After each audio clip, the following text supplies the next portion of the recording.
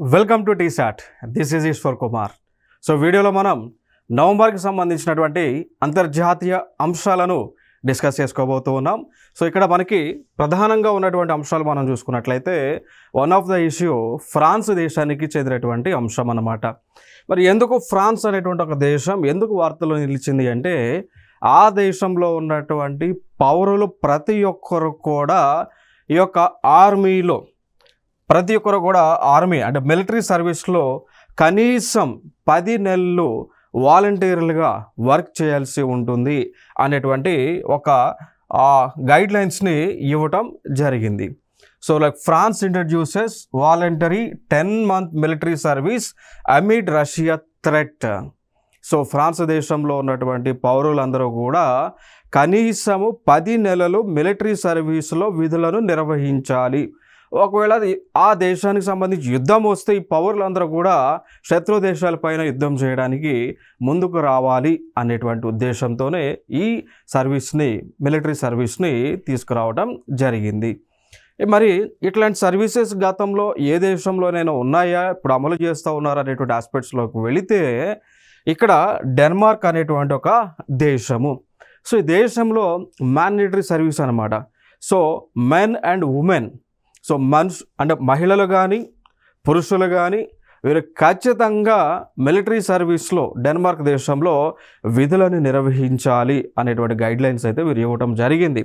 ఇంకా అదేవిధంగా ఫిన్లాండ్ అనేటువంటి దేశంలో కూడా ఆ దేశంలో ఉన్నటువంటి పురుషులు కంపల్సరీగా 6 నుంచి 12 నెలలు మిలిటరీలో విధులను నిర్వహించాలి. దాంతోపాటు నార్వే దేశంలో 12 నెలలు. సో మెన్ అండ్ ఉమెన్, మహిళలు అదేవిధంగా పురుషులు విధులను నిర్వహించాలి. ఇక దాంతోపాటు ఈస్టోనియా అనేటువంటి దేశం 8 to 11 మెన్ కంపల్సరీ. గ్రీస్ దేశంలో 9 to 12 months మెన్ కంపల్సరీగా ఉండాలి అనేటువంటి అంశం మనం గుర్తుపెట్టుకోవాలి. మరి ఇండియా పాయింట్ ఆఫ్ వ్యూలో వస్తే మరి ఇండియాలో ఈ విధంగా మిలిటరీ సర్వీస్లో భారతదేశ పౌరులు వర్క్ చేయాలా, మ్యాండేటరీగా వర్క్ చేయాలా అంటే అవసరం లేదు. సో భారతదేశంలో పౌరులు మిలిటరీలో వర్క్ చేయాలి అనుకుంటే చేయొచ్చు, అవసరం లేదు వద్దు అనుకుంటే చేయకపోవచ్చు. ఎందుకంటే ఇండియాలో మిలిటరీ సర్వీసెస్లో భాగస్వామి అయ్యేది లేదా విధులు అనేటువంటిది ఇది వాలంటరీ బేసిస్గా మనం చెప్పవచ్చు అండి. ఓకేనా? సో మిలిటరీలో విధులను నిర్వహించాలంటే చేయొచ్చు, లేదు అనుకుంటలేదు. So it is a voluntary అనమాట. అంటే it is not a forceful act in India. So మిలిటరీలో ఖచ్చితంగా వర్క్ చేయాలనేటువంటి రూల్ కాన్సెప్ట్ అయితే ఇండియాలో లేదు అనమాట. సో ఇంకొక ఇటీవల కొన్ని రిఫార్మ్స్ మనం చూసుకుంటే ఈ మిలిటరీ పాయింట్ ఆఫ్ వ్యూలో భారతదేశాన్ని రక్షించడానికి, భారతదేశం బౌండరీస్ని శత్రు దేశాల నుంచి ప్రొటెక్ట్ చేయడానికి ఒక రిఫార్మ్స్ అనుకోవచ్చు, ఒక స్కీమ్ అనుకోవచ్చు తీసుకొచ్చారు. ఆ స్కీమ్ పేరే అగ్నిపథ్ అనేటువంటి ఒక స్కీమ్ అనమాట. సో ఈ స్కీమ్లో గవర్నమెంట్ ఆఫ్ ఇండియాలో ఉన్నటువంటి మినిస్ట్రీ ఆఫ్ డిఫెన్స్ ఆధ్వర్యంలో, సో కేంద్ర రక్షణ శాఖ ఆధ్వర్యంలో తీసుకొచ్చినటువంటి ఒక వినూత్నమైనటువంటి స్కీమ్ అనమాట అగ్నిపథ్ అనేటువంటి స్కీమ్. సో ఈ స్కీమ్లో భారతదేశంలో ఉన్నటువంటి పౌరులు 10th క్లాస్ కావచ్చు, ఇంటర్మీడియట్ కానీ ఆ చదివేటువంటి పిల్లలు దీనిలో ఉండొచ్చు. సో వీరు భారతదేశాన్ని ప్రొటెక్ట్ చేయడానికి వీరు విధులని నిర్వహించవచ్చు. సో వీరి యొక్క టర్మ్ 4 years ఉంటుంది. ఈ యొక్క 4 years వీరు డ్యూటీలో ఉంటారు. దాని తర్వాత వీరు రిటైర్ అవ్వడం జరుగుతుంది. సో రిటైర్ అయిన తర్వాత వారి యొక్క ఎఫిషియన్సీని బట్టి వారిని రిమైనింగ్ పారామిలిటరీ ఫోర్సెస్లో తీసుకోవటమో, లేదా ఇండియన్ ఆర్మ్డ్ ఫోర్సెస్లో తీసుకోవటమో, లేదా ప్రైవేట్ కంపెనీస్ వీరికి ఎంప్లాయ్మెంట్ క్రియేట్ చేయడమో చేసేటువంటి కార్యక్రమం కూడా భారతదేశంలో జరుగుతూ ఉంది. సో ఎవరైతే అగ్నిపథ్ సర్వీస్ అది అగ్నివీరులుగా ఉంటారో, సో అగ్నిపథ్ స్కీమ్ కింద సెలెక్ట్ అయినటువంటి వారిని అగ్నివీర్స్ అని అంటారు. సో వీళ్ళు ఇండియన్ నేవీలో, ఆర్మీలో, అదేవిధంగా ఎయిర్ ఫోర్స్లో కూడా వీరు విధులను నిర్వహిస్తారు. వీరి యొక్క కాల వ్యవధి 4 years వీరి యొక్క కాల వ్యవధి ఉంటుంది.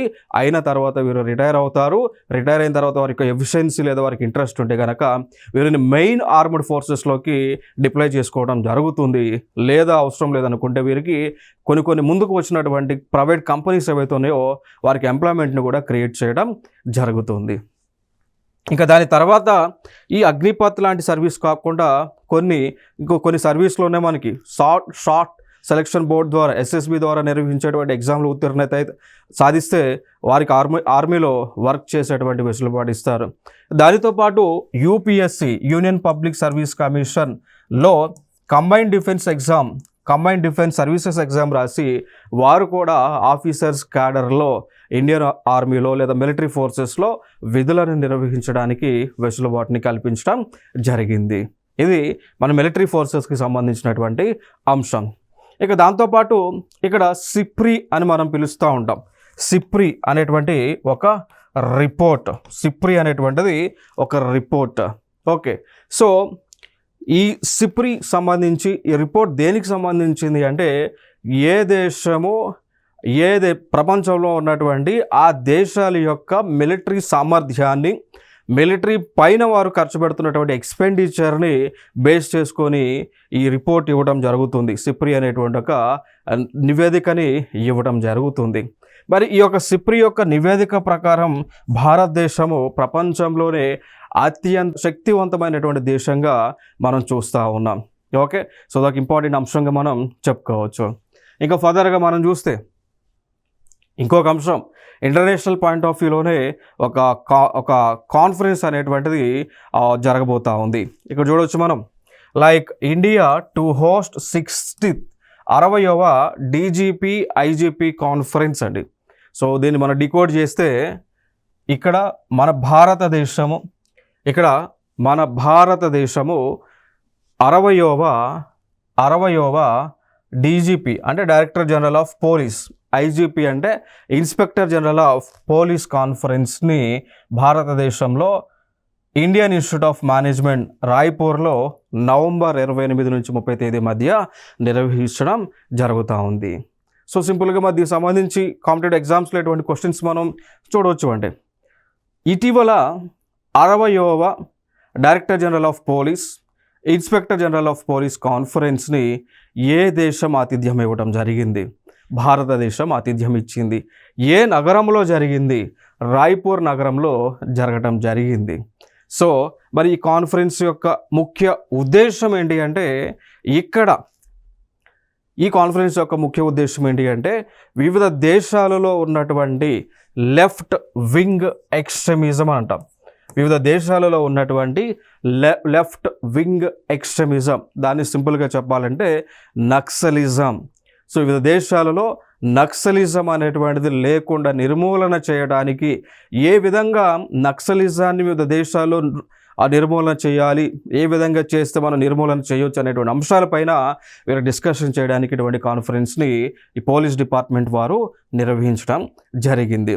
సో దానితో పాటు ఈ పోలీస్ వ్యవస్థకు సంబంధించినటువంటి టెక్నాలజీని అప్డేట్ చేయడం, లెఫ్ట్ వింగ్ ఎక్స్ట్రీమిజాన్ని నిర్మూలించడానికి ఎటువంటి సాంకేతికతను మనం అభివృద్ధి చేసుకోవాలి, ఎటువంటి టెక్నాలజీని ట్రాన్స్ఫర్ చేసుకోవాలి అనేటువంటి అంశాలకు సంబంధించి కూడా డిస్కషన్లో భాగంగా ఈ యొక్క 60వ DGP IGP కాన్ఫరెన్స్ని నిర్వహించుకోవటం జరిగింది. మరి దానితో పాటు మరి మన భారత ప్రభుత్వం ఒక టార్గెట్ను పెట్టుకుంది. ఆ టార్గెట్ ఏంటి అంటే 31 మార్చి 2026 సంవత్సరానికి భారతదేశంలో నక్సలిజం అనేటువంటిది లేకుండా చేసేటువంటి ఒక కాన్సెప్ట్ మనం పెట్టుకోవటం జరిగింది. సో 31 మార్చి 2026 లోపు భారతదేశం నక్సలిజం రహిత దేశంగా ఉండాలనేటువంటి ఉద్దేశం అన్నమాట. మరి ఈ పాయింట్ ఆఫ్ వ్యూలో కొన్ని జీకేకి సంబంధించినటువంటి అంశాలు మనం మాట్లాడుకుందాం. అసలు భారతదేశంలో ఈ నక్సలిజం అనేటువంటి కాన్సెప్ట్ ఎందుకు వచ్చింది, ఎప్పుడు వచ్చింది, ఏ ప్రాంతంలో మొదలైంది అనేటువంటి ఆస్పెక్ట్స్లోకి వెళ్ళినట్లయితే, ఇక్కడ 25 మే 1967 సంవత్సరంలో నక్సల్ బారి అనేటువంటి ఒక గ్రామం, ఇది డార్జిలింగ్ జిల్లా వెస్ట్ బెంగాల్లో ఉంటుంది. సో వెస్ట్ బెంగాల్ అనేటువంటి ఒక రాష్ట్రంలో డార్జిలింగ్ అనేటువంటి ఒక జిల్లా ఉంది. ఆ జిల్లాలో నక్సల్ బారి అనేటువంటి ఒక గ్రామం ఉంది అన్నమాట. సో ఈ గ్రామంలో ఉన్నటువంటి పౌరులు, వారి పేరు చారు మజుందర్, కాను సన్యాల్ అండ్ జంగల్ సంతల్ లాంటి వారు ఈ యొక్క ఆ రాష్ట్రంలో ఉన్నటువంటి ప్రభుత్వం పైన వారు తిరుగుబాటు చేయడం జరిగింది. అంటే తిరుగుబాటు చేస్తూ మా హక్కులను మేము రక్షించుకోవడానికి, మా హక్కులను మేము కాపాడుకోవడానికి ఈ తిరుగుబాటు చేస్తున్నాం అనేటువంటి అంశాన్ని వీరు చెప్పడం జరిగింది.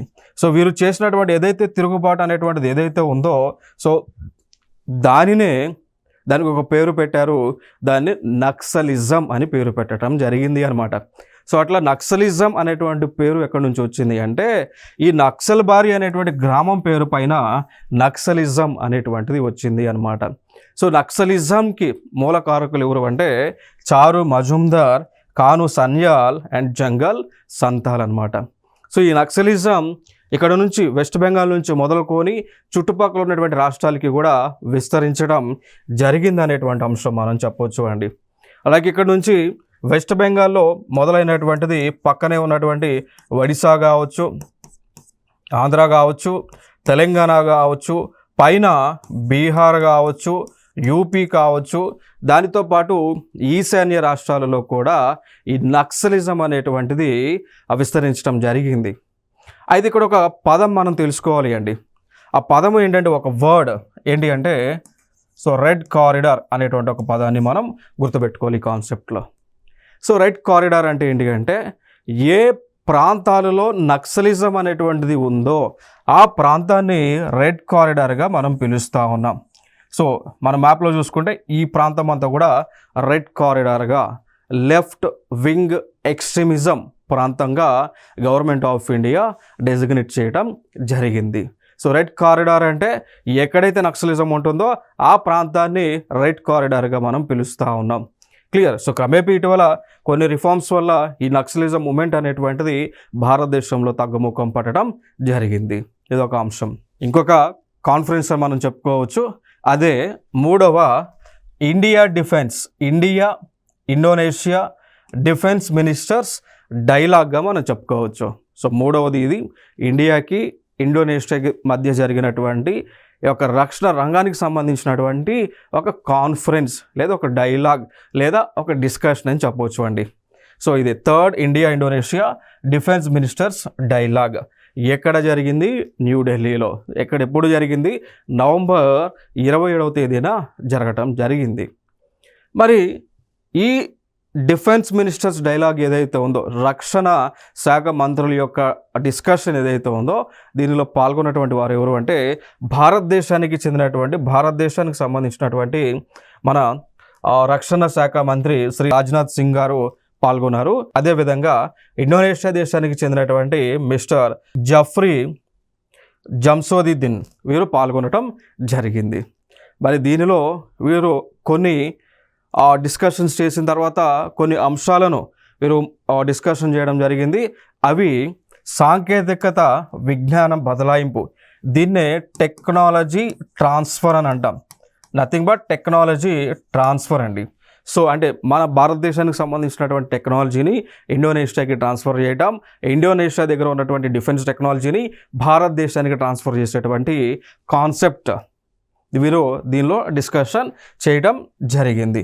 అంటే మ్యూచువల్గా 2 దేశాలు కలిసి కొత్త టెక్నాలజీని, కొత్తగా ఇన్నోవేట్ చేసేటువంటి టెక్నాలజీని డెవలప్ చేయాలనేటువంటి ఉద్దేశంతో ఈ డిస్కషన్స్ జరగడం జరిగింది.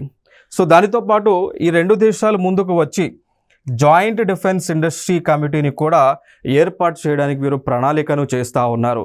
అండ్ ఇండోనేషియా అదేవిధంగా భారతదేశం కలిసి జాయింట్ డిఫెన్స్ ఇండస్ట్రీ కమిటీని ఏర్పాటు చేయబోతా ఉన్నారు. దానితో పాటు ఇంకొక అంశం మనం చూద్దాం. న్యూస్లో ఉన్నటువంటి అంశం అదే నోరో వైరస్ అని అంటాం. సో నోరో వైరస్ ఇటీవల వార్తల్లో నిలిచింది. ఈ నోరో వైరస్ అనేటువంటిది జనరల్గా ఇదొక like non enveloped single stranded RNA వైరస్గా మనం చెప్పొచ్చండి. Nothing but so noro virus అనేటువంటిది ఒక వైరస్, RNAకి చెందినటువంటి వైరస్ అనమాట. ఈ వైరస్ కనుక సంక్రమిస్తే ఎటువంటి వ్యాధి లక్షణాలు కనిపిస్తాయంటే ఇవి వామిటింగ్స్ అవటం, డయేరియా, మోషన్స్ కానీ, లేదా బ్లడ్ సర్క్యులేషన్ ఆగిపోవటం, లేదా ఫీవర్ రావటం. సో ఇవన్నీ కూడా సిమ్టమ్స్గా మనం చెప్పవచ్చు. మరి ఈ నోరో వైరస్ అనేటువంటిది కమ్యూనికబుల్ డిజీజా, నాన్ కమ్యూనికబుల్ డిజీజా, అంటే ఒక వ్యక్తి నుంచి ఇంకో వ్యక్తికి ప్రసారం జరుగుతుందా, స్ప్రెడ్ అవుతుందా లేదా అనేటువంటి ఆస్పెక్ట్లో చూస్తే ఇది నోరో వైరస్ అనేటువంటిది ఒక వ్యక్తి నుంచి ఇంకో వ్యక్తికి కాంటాక్ట్లో ఉంటే కనుక ఖచ్చితంగా స్ప్రెడ్ అయ్యేటువంటి వైరస్. ఏదైతే కరోనా వైరస్ అనేటువంటిది ఒక వ్యక్తి నుంచి ఇంకో వ్యక్తికి జస్ట్ పట్టుకుంటేనే ఆ స్ప్రెడ్ అవుతుందో వైరస్, ఆ విధంగానే నోరో వైరస్ అనేటువంటిది ఒకరి దగ్గర నుంచి ఇంకో దగ్గరికి స్ప్రెడ్ అవుతుంది. ఇటీవల మనకి న్యూస్లో ఉన్నటువంటి వైరస్ అన్నమాట. ఓకేనా? సో జనరల్గా ఇది కలుషితమైనటువంటి ఆహారం తీసుకున్న, కలుషితమైనటువంటి పొల్యూటెడ్ వాటర్ తీసుకున్న ఈ నోరో వైరస్ అనేటువంటిది సంక్రమిస్తూ ఉంది. మరి ఈ వైరస్ అనేటువంటిది ఇటీవల ఏ దేశంలో వెలుగు చూసింది, కేసెస్ నమోదవుతున్నాయి అంటే United states of America. So noro virus అనేటువంటిది ఇప్పుడు ఏ దేశంలో వేగంగా వ్యాప్తి చెందుతుంది అంటే యునైటెడ్ స్టేట్స్ ఆఫ్ అమెరికా. కాకపోతే మనం భయపడాల్సినటువంటి అవసరం లేదు. ఎందుకంటే ఈ నోరో వైరస్ అనేటువంటిది కోవిడ్ లాగా ప్రాణాంతకమైనటువంటి వ్యాధి అయితే కాదు అన్నమాట. సో కరోనా లాగా, కోవిడ్ లాగా మనుషులను చంపేటువంటి వైరస్ అయితే కాదు. ఇది జస్ట్ ఒక స్ప్రెడ్ అవుతుంది. స్ప్రెడ్ అయిన తర్వాత వారికి ఇల్ హెల్త్ లైక్ ఫీవర్ అనో, వామిటింగ్స్ అనో, మోషన్స్ అనో అయ్యేటువంటి సిమ్టమ్స్ కనిపిస్తూ ఉన్నాయన్నమాట. మరి ఇట్లాంటి సంబంధించి అసలు కొన్ని వైరస్లు ఇటీవల మనకు వార్తల్లో నిలిచిన వైరస్లు, ఆ వైరస్లు ఏ దేశాల్లో ఉన్నాయి, వాటి యొక్క ఆరిజిన్ ఎక్కడుంది, ఎప్పుడు ఈ వైరస్లు మనకి కనిపించినాయి అనేటువంటి ఆస్పెక్ట్స్లో కొన్ని జీకే పాయింట్ ఆఫ్ వ్యూలో కొన్ని అంశాలను మనం మాట్లాడుకుందాం. సో వన్ వైరస్, దాన్ని సార్స్ అని అంటాం. సార్స్ కోవిడ్, సిఓవి అని అంటాం. సో ఈ వైరస్ మొట్టమొదటిసారిగా చైనా దేశంలో గ్వాంగ్డాంగ్ అనేటువంటి నగరంలో వెలుగు చూడటం జరిగింది. సో 2002 సంవత్సరంలో. తర్వాత ఇంకొక వైరస్ వచ్చింది, అదే మీర్స్ సిఓవి వైరస్. సౌదీ అరేబియాలో దీని యొక్క ఆరిజిన్ పాయింట్ ఉంది. 2012లో ఫస్ట్ కేసు బయటికి రావడం జరిగింది. ఇక దాని తర్వాత సార్స్ సిఓవి2, దాన్ని మనం కోవిడ్-19 అంటాం. Corona virus disease, Covid virus. So 2019లో ఫస్ట్ కేసు ఐడెంటిఫై అవ్వడం జరిగింది చైనా దేశంలో వుహాన్ నగరంలో. సో చైనా దేశంలో వుహాన్ నగరంలో ఈ యొక్క కోవిడ్-19 అనేటువంటి ఫస్ట్ కేసు మనకి బయటపడడం జరిగింది. సో చైనా దేశం వుహాన్ నగరం నుంచి ఈ వైరస్ ప్రపంచ దేశాలకు విస్తరించి కొన్ని లక్షల మంది ప్రాణం పోవడానికి కారణమవడం జరిగింది. మనం చూడవచ్చు. సో 2019లో ఒక దేశానికి ఇంకో దేశానికి రాకపోకలన్నీ కూడా క్లోజ్ అవ్వడం జరిగింది, బంద్ అవ్వడం జరిగింది. విమానయాన సంస్థలన్నీ కూడా, ప్రపంచంలో ఉన్నటువంటి విమానయాన సంస్థలన్నీ కూడా క్లోజ్ అవ్వడం జరిగింది. ఈ జస్ట్ ఒక చిన్న ఈ కోవిడ్ వైరస్ ద్వారా. సో కొన్ని లక్షల మంది ప్రాణాలు కోల్పోవడం జరిగింది. సో మొట్టమొదటిగా ఎక్కడ బయటపడింది? చైనా దేశంలో వుహాన్ నగరంలో ఈ వైరస్ అనేటువంటిది బయటపడటం జరిగింది. Next Ebola virus. సో ఇది డెమోక్రటిక్ రిపబ్లిక్ ఆఫ్ కాంగో దేశంలో సుడాన్ రీజియంలో బయటపడింది 1976లో ఎబోలా వైరస్ అనేటువంటిది. ఇంకా దాని తర్వాత హెచ్ఐవి లేదా ఎయిడ్స్ అని అంటాం. HIV virus. సో ఇది కూడా కాంగో ప్రాంతంలో బయటపడింది. మొట్టమొదటిసారిగా చింపాంజీలలో ఈ యొక్క వైరస్ అనేటువంటిది వెలుగు చూసింది 1920లో. నెక్స్ట్ ఇంకొకటి జీకా వైరస్ అంటాం. ఉగాండా దేశంలో బయటపడ్డది. సో అక్కడ జీకా వైరస్ బయటపడినటువంటి ప్రాంతం జీకా ఫారెస్ట్ అనమాట. ఇది జనరల్గా జీకా వైరస్ యొక్క మూలం మంకీస్లో, సో కోతులలో కనిపించింది 1947లో. తర్వాత నిఫా వైరస్ మలేషియా దేశంలో 1998-1999 మధ్య బయటపడటం జరిగింది. సో సాధారణంగా ఈ నిఫా వైరస్ ఏమో బ్యాట్స్, గబ్బిలాల నుంచి వస్తుంది, స్ప్రెడ్ అవుతుంది. జీకా వైరస్ మంకీల నుంచి స్ప్రెడ్ అయింది. దాని తర్వాత హెచ్ఐవి అనేటువంటిది చింపాంజీ, సో చింపాంజీల నుంచి స్ప్రెడ్ అవ్వడం జరిగింది. ఎబోలా వైరస్ అనేటువంటిది మంకీస్ నుంచి స్ప్రెడ్ అయింది. దాని తర్వాత స్వైన్ ఫ్లూ అనేటువంటి వైరస్ ఏదైతే ఉందో ఇది పిగ్ నుంచి రావడం జరిగింది, పందుల నుంచి స్ప్రెడ్ అయింది. దాని తర్వాత ఇంకొక వైరస్ మనం చూడవచ్చు, దాన్నే బర్డ్ ఫ్లూ అని మనం చెప్పవచ్చు. ఈ బర్డ్ ఫ్లూ కూడా స్ప్రెడ్ అయింది పౌల్ట్రీ నుంచి, సో కోళ్ళ నుంచి. సో పౌల్ట్రీ నుంచి ఇది బర్డ్ ఫ్లూ అనేటువంటిది స్ప్రెడ్ అవ్వడం జరిగింది. సో అట్లా ఇటీవల మనకి న్యూస్లో ఉన్నటువంటి వైరస్లు. ఇది దాంతోపాటు మనం చూసుకుంటే పోలియో వైరస్ కూడా ఉంది. సో పోలియో వైరస్ ఇది కూడా ఒకరి దగ్గర నుంచి ఇంకో దగ్గరికి స్ప్రెడ్ అవుతూ ఉంది. కాకపోతే భారతదేశము ఈ పోలియో వైరస్ని పూర్తిగా నిర్మూలించడం జరిగింది. సో భారతదేశం ఈ రోజున పోలియో ఫ్రీ కంట్రీగా గుర్తింపు పొందడం జరిగింది యునైటెడ్ హెల్త్ ఆర్గనైజేషన్ దానిలో. ఓకేనా. So finally WHO, so world health organization వారు భారతదేశాన్ని పోలియో రహిత దేశంగా గుర్తించడం జరిగింది. ఇది ఇంపార్టెంట్ జీకే పాయింట్స్గా మనం చెప్పుకోవచ్చు. 2025లో ప్రపంచంలోనే అత్యధిక జనాభా కలిగినటువంటి నగరంగా జకర్తా అవతరించింది. జకర్తా అనేటువంటి నగరం న్యూస్లో ఉంది. ఎందుకు న్యూస్లో ఉంది అంటే ఇది ప్రపంచంలోనే అత్యధిక జనాభా కలిగినటువంటి నగరం. మరి అయితే ఈ జకర్తా అనేటువంటి నగరం ఏదైతే ఉందో ఇది ఏ దేశానికి చెందింది అనేటువంటి ఆస్పెక్ట్స్లో చూస్తే ఇది ఇండోనేషియాకి చెందినటువంటి నగరం అన్నమాట. సో ఈ నగరం గతంలో ఇండోనేషియాకి క్యాపిటల్గా ఉండేది, రాజధానిగా ఉండేది. ఇండోనేషియా దేశానికి జకర్తా అనేటువంటి ఒక ప్రాంతం, ఒక నగరం ఇండోనేషియాకి రాజధానిగా ఉండేటువంటిది. ఈ జకర్తా అనేటువంటిది ఒక పోర్ట్ సిటీగా కూడా మనం చెప్పుకోవచ్చు. It is a port city. అయితే ఇటీవల ఈ జకర్తా కూడా న్యూస్లో ఉంది ఒక అంశానికి సంబంధించి. ఏ అంశము అంటే ఈ యొక్క ఇండోనేషియా యొక్క రాజధాని జకర్తా ఏదైతే ఉందో సో దానిని మార్పు చేయటం జరిగింది. సో ప్రస్తుతం మరిక ఇండోనేషియా యొక్క కొత్త రాజధానిగా న్యూ సంతారా అనేటువంటిది న్యూస్లో మనకి కనిపిస్తుంది. సో ఇండోనేషియాకి గతం రాజధాని జకర్తా, ప్రస్తుత కొత్త రాజధాని న్యూ సంతారా. మరి ఎందుకు న్యూ సంతారాని కొత్త రాజధానిగా ప్రకటించింది ఇండోనేషియా దేశము అంటే మనందరికీ తెలుసు ప్రపంచవ్యాప్తంగా కూడా క్లైమేట్ చేంజ్ అవుతుంది అని. సో పర్యావరణంలో మార్పులు వస్తూ ఉన్నాయి, టెంపరేచర్ ఉష్ణోగ్రతలు అవన్నీ కూడా పెరుగుతూ ఉన్నాయని మనం చూస్తూ ఉన్నాం.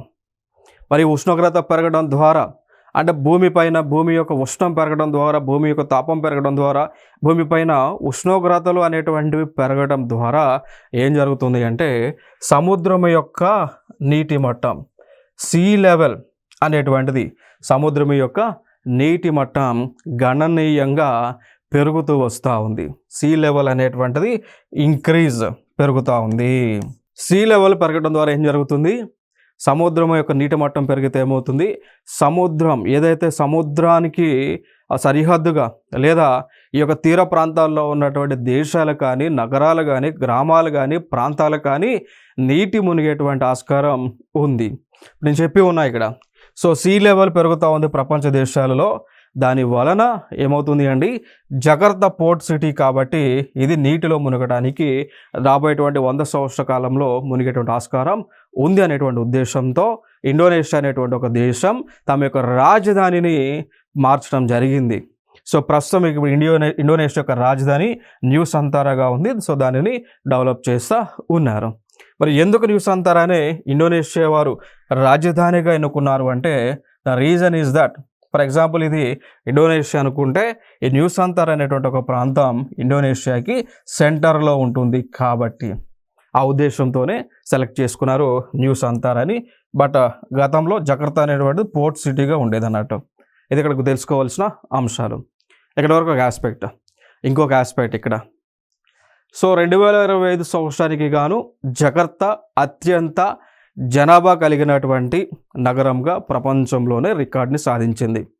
మరి ఆ జనాభా ఎంత, 42 మిలియన్స్ అనమాట. అంటే దాదాపు మనం చూసుకుంటే ఇండియా న్యూమరికల్ సిస్టంలో మాట్లాడాల్సి వస్తే 4.2 crores, 4.2 కోట్ల జనాభా కేవలం జకర్తా నగరంలోనే ఉండటం జరుగుతుంది.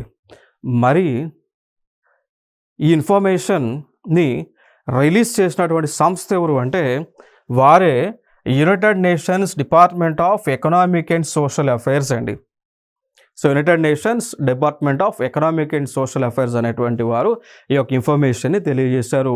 ఈ తెలియచేయడానికి వారు చెప్పినటువంటి నివేదిక, అంటే ఏ నివేదిక అనుసరించి వారు చెప్పారు అంటే ఆ నివేదిక పేరే వరల్డ్ అర్బనైజేషన్ ప్రాస్పెక్ట్స్ 2025 నివేదిక అనుసరించి. మరి పాయింట్ ఆఫ్ వ్యూ ఒక అంశం మనం తెలుసుకోవాలి ఇక్కడ. లైక్ అంటే గతంలో అడిగినటువంటి క్వశ్చన్స్ మేరకు నేను చెప్తా ఉన్నా, వరల్డ్ అర్బనైజేషన్ ప్రాస్పెక్ట్స్ 2025 నివేదికని విడుదల చేసినటువంటి సంస్థ ఏది అని అడగడానికి ఛాన్స్ ఉంది. మరి answer United Nations department of economic and social affairs అనేటువంటి సంస్థ విడుదల చేశారు. మరి ఈ నివేదిక అనుసరించి మనం చూసుకుంటే ప్రపంచం మొత్తం మీద మనం చూసుకుంటే 10 ప్లేసెస్ అని అనుకుంటే టాప్ 10 హై పాపులేషన్ కలిగినటువంటి నగరాలు మనం చూసుకుంటే ఆ 10లో 9 ఆసియా ఖండంలోనే ఉంది అండి.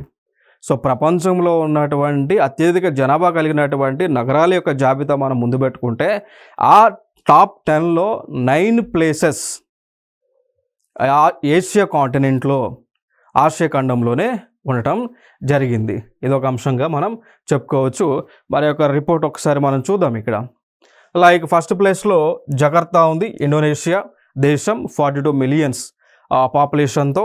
Second place Dhaka, Bangladesh. Third place Tokyo, Japan. Fourth place మన ఇండియా. అర్థమైందా? సో న్యూఢిల్లీ, ఇండియా 3 crores, దాదాపు 3 crores పాపులేషన్తో ప్రపంచంలో 4th ప్లేస్లో ఉంది. ఇండియా మొత్తంలో చూసుకుంటే ఫస్ట్ ప్లేస్లో ఉంది. నెక్స్ట్ ప్లేస్లో షాంఘై, చైనా. నెక్స్ట్ చైనాలోనే గాంగ్జో, అండ్ ఫిలిప్పైన్స్లో మనీలా, ఈజిప్ట్లో కైరో, ఇండియాలో కోల్కతా, అండ్ సౌత్ కొరియాలో సియోల్ ఉంది అనమాట. ఓకేనా? సో ఇవి టాప్ 10 సిటీస్గా మనం చెప్పవచ్చు. మరి ఈ నివేదిక ప్రకారం భారతదేశంలోనే అత్యధిక జనాభా కలిగినటువంటి ప్రాంతం ఏది అన్నప్పుడు ఫస్ట్ ప్లేస్లో ఉన్నది మన యొక్క దేశ రాజధాని న్యూఢిల్లీ, ఫస్ట్ ప్లేస్లో. ఇంకా రెండవ ప్లేస్లో ఉన్నటువంటి నగరం వచ్చేసి కోల్కతా.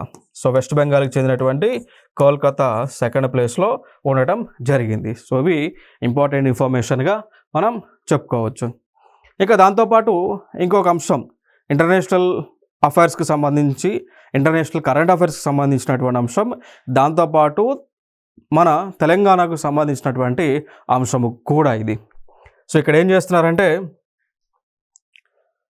మన ప్రైమ్ మినిస్టర్, సో ప్రధానమంత్రి గారు హైదరాబాద్లో ఏవియేషన్ రంగానికి సంబంధించి, స్పేస్కి సంబంధించి, అంతరిక్షానికి సంబంధించినటువంటి ఒక క్యాంపస్ని, దాన్నే న్యూ ఇన్ఫినిటీ క్యాంపస్ను హైదరాబాద్లో వారు ప్రారంభించడం జరిగింది.